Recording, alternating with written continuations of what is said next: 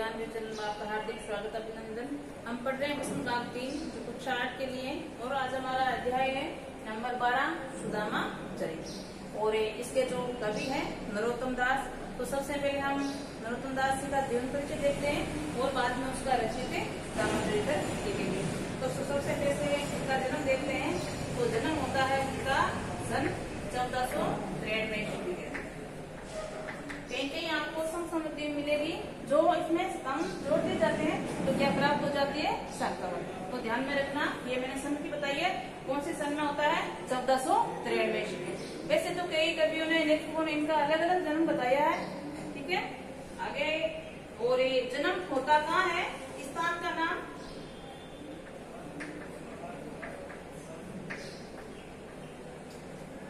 सीतापुरा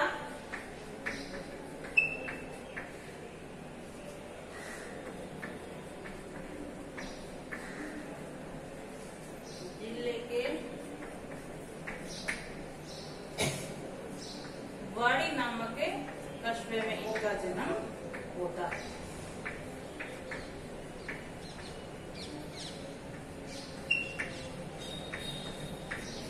हम इनके पिता और माता के बारे में जाने तो इनके जो पिता हैं उनका नाम है कृष्ण नंदत्त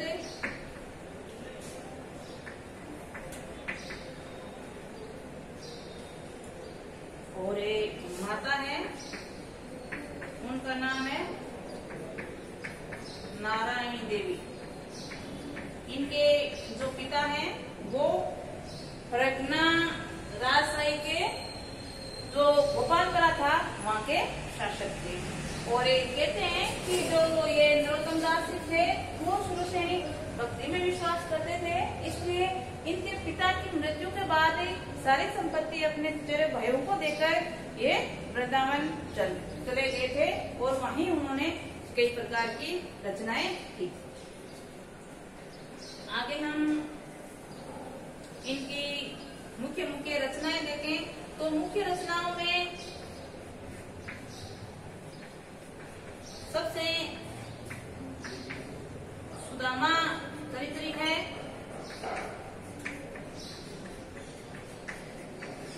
ये इनका प्रसिद्ध ग्रंथ है और इसमें सुदामा के घर की जो दरिद्रता है उसका वर्णन आपको बताया गया है।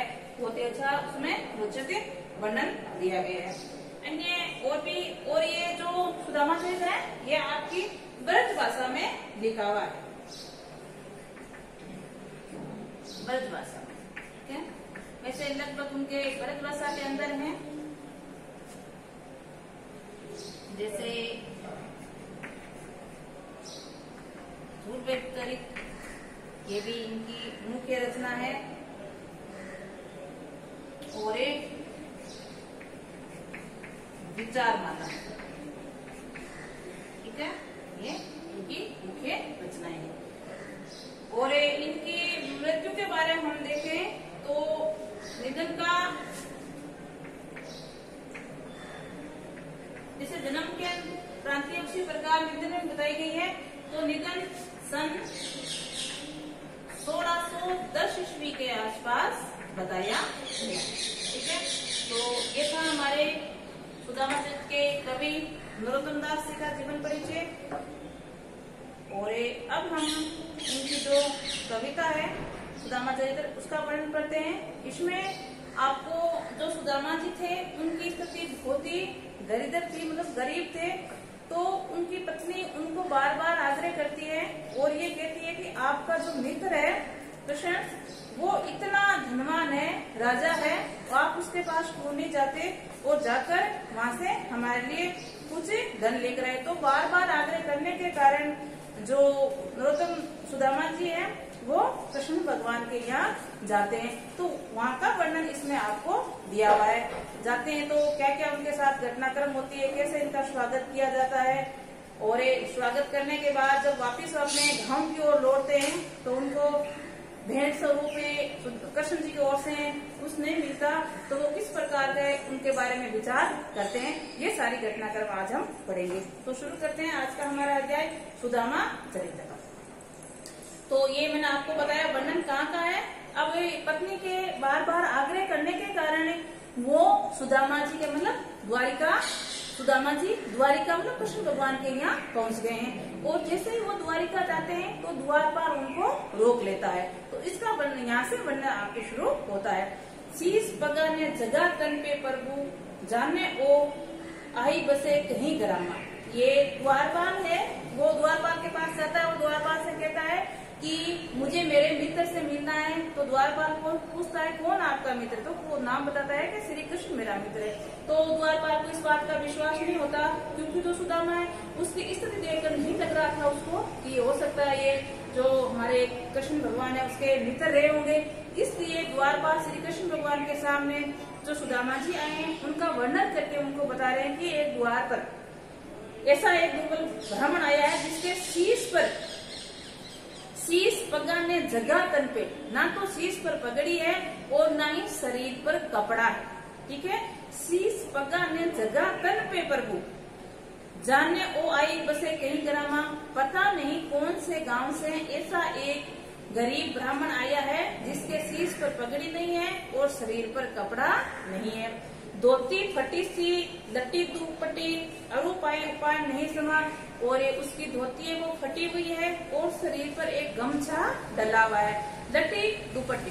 ठीक है, और पाँव के अंदर मोचड़ी या जूती बोल सकते हो पहनी भी नहीं है, मतलब नंगे पाँव है। द्वार खड़ा दिस दुर्बत एक रहो चक्की वसुधा अभिरामा, और आपके द्वार पर एक गरीब ब्राह्मण खड़ा है और आपकी जो ये द्वारिका है उसकी शोभा को देखकर, उसकी सुंदरता को देखकर बड़ा ही आश्चर्यचकित हो रहा है। पूछत दीन दयाल को धाम, बतावत अपनो नाम सुदामा। और दीन दयाल यहाँ किसके लिए आया है? श्री कृष्ण भगवान के लिए। तो कहे आपके बारे में, मतलब श्री कृष्ण भगवान के बारे में पूछ रहा है और अपना नाम सुदामा बताता है। तो ये सारा जो वर्णन है वो द्वारपाल ने किसको बताया है? श्री कृष्ण भगवान को, इनके बारे में, सुदामा जी के बारे में। अब आगे देखते हैं आगे क्या है। अब जब श्री कृष्ण भगवान को ये पता चलता है कि मेरा बचपन का सखा मित्र सुदामा आया है, तो उसकी जो दशा है उसको देखकर श्री कृष्ण भगवान की क्या मनोदशा होती है उसका वर्णन आपके यहाँ आया है। ऐसे बेहाल भैया सो पग कटक जाल लगे पुण्य जोए। श्री कृष्ण भगवान जब आते हैं सुदामा जी तो नंगे पांव उसको लाने के लिए दौड़ पड़ते हैं और लाकर अपने सिंहासन पर उनको विराजमान करते हैं और क्या कहते हैं कि तूने कैसा ऐसा हाल बना रखा है। ऐसे बेहाल भैया सो, और पैरों में बवैया फटी हुई है और कई कांटे लगे हुए हैं। मतलब इतना मेरा सका मेरे मित्र तेने कैसी अपनी स्थिति बना लिया, मतलब कैसा अपना हाल कर लिया है। पैरों में बवैया फटी हुई है, कांटे गड़े हुए हैं।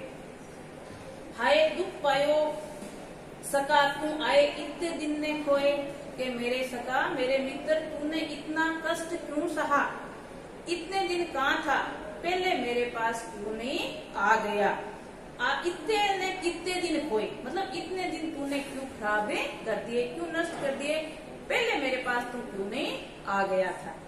देखी सुदामा की दीन दशा, मतलब सुदामा की इस प्रकार की जो कष्टदायी गरीबी दरिद्रता की दशा थी उसको देखकर करुणा करी के करुणा निधि रोए। करुणा निधि यहाँ किसके लिए आया है? श्री कृष्ण भगवान के। तो दूसरों पर करुणा करने वाले, मतलब दया करने वाले खुद करुणा निधि रोने लगे हैं। मतलब जो सुदामा जी की दशा थी, उसकी स्थिति थी, उसको देखकर उनको बड़ा कष्ट हुआ, दुख हुआ और वो खुद दूसरों पर दया करने वाले, मतलब करुणा करने वाले करुणा निधि खुद ही रोने लगे। आगे पानी परात को हाथ ने छुई, नैनन के जल शिवपक धोए। और श्री कृष्ण भगवान ने सुदामा जी के पैरों को धोने के लिए परात में पानी मंगाया था, तो उस पानी से पैरों को न धोकर अपने आंसुओं से पैरों को धोए हैं। कहने का तात्पर्य उनको इतना दुख हुआ, इतना कष्ट हुआ अपने मित्र की इस स्थिति को देखकर, तो वो बहुत खूब रोए हैं, उनके अश्रु बहे। तो परात पानी हाथ ने छुयो, नैनन के जल से पग धोए। मतलब उनको इतना दुख हुआ, जो पानी मंगाया था परात में, उससे पैरों को न धोकर अपने अश्रु से पैरों को धोए। और अभी ये उसका स्वागत सम्मान सत्कार कर लिया गया है। और अब जो सुदामा जी है, वो जब अपने मित्र से मिलने के लिए आए थे, तो उसकी जो पत्नी थी, उन्होंने श्री कृष्ण भगवान के लिए भेंट स्वरूप कुछ भेजा था। तो अब सुदामा जी क्या करते हैं, भेंट हुए इसके सामने उनको तुच्छ लगी, इसलिए बार बार जो उनके हाथ में जो पोटली थी, उनको वो दबाने की या छुपाने की कोशिश कर रहे हैं। तो कृष्ण जी को पता चल गया है। तो आगे देखो श्री कृष्ण भगवान सुदामा जी से क्या कहते हैं। आगे कुछ भाभी हमको दियो, सो कहूं तुम काहे ने देते। श्री कृष्ण भगवान सुदामा जी से कह रहे हैं कि हमें पता है हमारी भाभी ने मेरे लिए भेंट स्वरूप कुछ न कुछ दिया है, तू हमें क्यों नहीं दे रहा है। चापी पोटरी कात में रहे कहा कहीं है तू जो पोटरी है, छोटी जो गंठरी है, उसको बार बार कोख में मतलब बगल में क्यों दबा रहा है, मुझे उसको दे क्यों नहीं रहा है। वो भेंट जो मेरे लिए आई है, मेरी भाभी ने मेरे लिए भेजी है, उसको तू छिपा क्यों रहा है, कोख में क्यों लको रहा है, ये हमें क्यों नहीं देता। आगे देखो क्या कहता है। आगे चना गुरु माता देते ले तुम जाबी हमें नहीं दिनो। ये बचपन की बात बताई जा रही है कि एक बार गुरु माता ने तुम्हें चने दिए थे हम दोनों के लिए, लेकिन मुझे नहीं देकर तुम अकेला ही खा गया था। ये घटनाक्रम कब का है, ये घटनाक्रम है जब वो बचपन में गुरुकुल में साथ पढ़ते थे, और इनकी मित्रता वही होती है गुरुकुल के अंदर ही। तो गुरुकुल में क्या होता है, एक बार जो उनकी गुरु माता है, वो चने देकर दोनों को जंगल में लकड़ी लाने के लिए भेजती है। तो सुदामा जी के पास होते हैं चने, और श्री कृष्ण भगवान से सुदामा जी कहते हैं कि आप पेड़ पर चढ़कर लकड़ियां तोड़िए, मैं उनको इकट्ठी कर रहा हूँ। तो नीचे बैठे बैठे सुदामा जी को भूख लग गई, तो वो चने खाने शुरू कर दिए। और चने थोड़े पक्के थे, तो चनों को जब दांत से दबाकर तोड़ा जाए तो उसमें आवाज आती है किट किट की।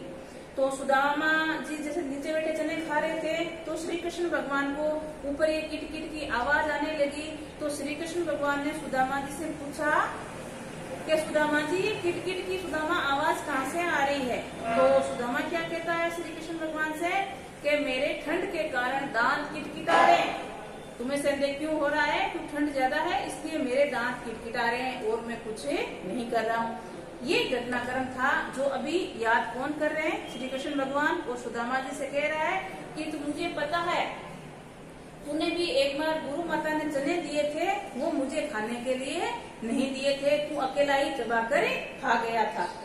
आगे श्याम कहो मुस्काए सुदामा सो, चोरी की बांध से मैं हो जू परवीन। अब सुदामा जी को श्री कृष्ण भगवान मुस्कुरा कर कह रहे हैं कि मुझे पता है तू चोरी करने में बड़ा ही निपुण है, इसीलिए तो मेरी भाभी ने जो मुझे भेंट दी है वो आज मुझे देना नहीं चाह रहा है। पोटरी काट में चापी रहे तुम, खोलत ने सुधा रस भीन। कोड़ी जो मेरी भाभी ने मेरे लिए भेंट स्वरूप जो पोटली भेजी है, वो तू बार बार बगल में दबा रखा है, और इसमें जो सुधा रस भरा हुआ है वो मेरे को नहीं दे रहा है। सुधा रस से क्या तात्पर्य क्या है, जो भेंट दी गई है चाहे कुछ भी हो, भगवान के सामने वो छोटी लगी हो, लेकिन वो भेंट प्रेम पूर्वक दी गई है, इसलिए यहाँ सुधा रस का वर्णन आया है। पांचवी बानी अजो ने तजो तुम, तेसरी भाभी ने तेंदुकी ने, क्या तुम जो पीछे की बात है उनको वापिस दोहरा रहा है, मतलब छोड़ नहीं रहा है। जो चने वाली जैसी बात है उसकी, भाभी ने जो मेरे लिए तेंदु मतलब जो चावल भेजे हैं वो मुझे क्यों नहीं दे रहा है, भेंट स्वरूप जो भी आए मेरे लिए वो मुझे दे दीजिए। आगे देखो, अभी श्री कृष्ण भगवान का आदर, श्री कृष्ण भगवान ने सुदामा जी का आदर सत्कार किया, उसकी भेंट लाई स्वरूप, उसको खाया वगैरह सारा कार्यक्रम हो गया। अब सुदामा जी को विदाई दी जा रही है। तो विदाई जब सुदामा जी को देते हैं तो श्री कृष्ण भगवान भेंट स्वरूप सामने उसको कुछ नहीं देते हैं। तो जो सुदामा जी है वो श्री कृष्ण के प्रति क्या प्रतिक्रिया व्यक्त करते हैं वो आपको अभी वर्णित आया है। देखो क्या हुआ है, वे पुलकनी वे उठी मिलन वे आदर की बात, मतलब मैं आया तो बड़ा खुश हुआ, मतलब पुलकित हुआ, आदर सम्मान के साथ मिला और अच्छी अच्छी बातें की। वे पटकनी गोपाल की कछु ने जानी जात, तो ये कह रहा है कि जब मुझे उसने विदाई दी है, एक ब्राह्मण था वो मानकर ही कुछ भेंट दे देता, लेकिन मुझे तो पता है कि गोपाल कैसा है। गोपाल मतलब श्री कृष्ण भगवान कैसा है, बचपन तो साथ में बिताया है तो उन्होंने, तो उसकी प्रत्येक गतिविधि के बारे में ये जानता है। तो अब ये सुदामा की उनको गुस्सा आ गया है कि मैं कितनी दूर से चला कर तेरे पास कुछ लेने के लिए आया था और तू इतना बड़ा हो गया है कि मुझे कुछ भी नहीं दिया, ब्राह्मण के तौर पर ही कुछ भेंट स्वरूप देकर मुझे विदाई करता, तूने ऐसे ही मुझे विदा कर दिया। घर कर ओढ़त फिरे तनक दही के काज, क्या मैं जानता नहीं क्या गोपाल कैसा है, घर घर फिर कर